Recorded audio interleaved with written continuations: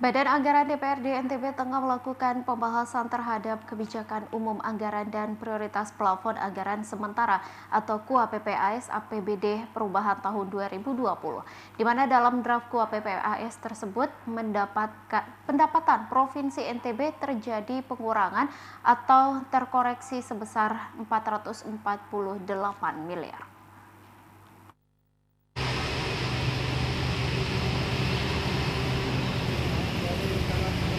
Pemerintah Provinsi NTB telah menyampaikan kebijakan umum anggaran KUA APBD perubahan tahun 2020 ke Badan Anggaran DPRD NTB.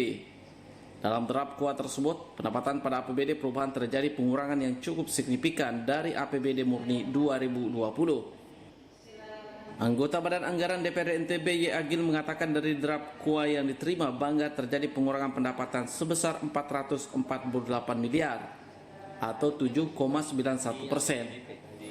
Di mana pada APBD perubahan kata politisi PKS ini total asumsi pendapatan diproyeksikan sebesar 5,22 triliun lebih. Sementara asumsi pendapatan pada APBD murni 2020 sebesar 5,671 triliun lebih. Sehingga terjadi koreksi pendapatan yang cukup signifikan.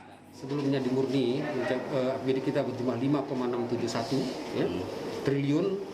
Kemudian di perubahan ini menjadi 5,22 triliun, yang artinya ada pengurangan sebesar 448 miliar atau lebih kurang sekitar 7,91% dari rencana awal di APBD murni 2020. Pendapatan kita yang terkoreksi itu yang paling itu terkait dengan PAD dan juga dana perimbangan juga mengalami koreksi yang cukup signifikan ya. Di dana perimbangan kita dari angka awal 3,7 triliun di rencana awal murni 2020 berubah menjadi 3,3 triliun yang artinya ada pengurangan sebanyak 11% dana perimbangan kita ya. Kemudian dari PAD itu mengalami pengurangan sebanyak 19 miliar atau hanya 1,0. Penurunan asumsi pendapatan dalam APBD perubahan tersebut terjadi karena adanya pengurangan dana perimbangan dari pemerintah pusat dan penurunan pendapatan asli daerah atau PAD.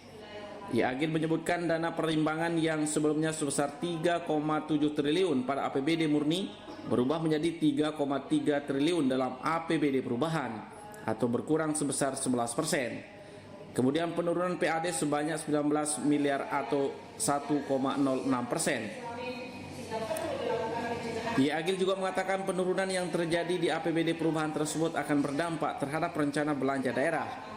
Banyak program yang dipastikan tidak bisa dibiayai, termasuk juga sejumlah program unggulan pemerintah NTB.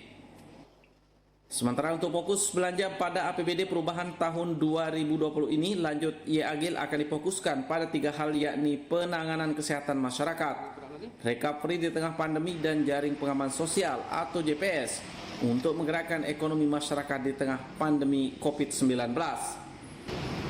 Dedi Supiandi, Lombok TV, Mataram.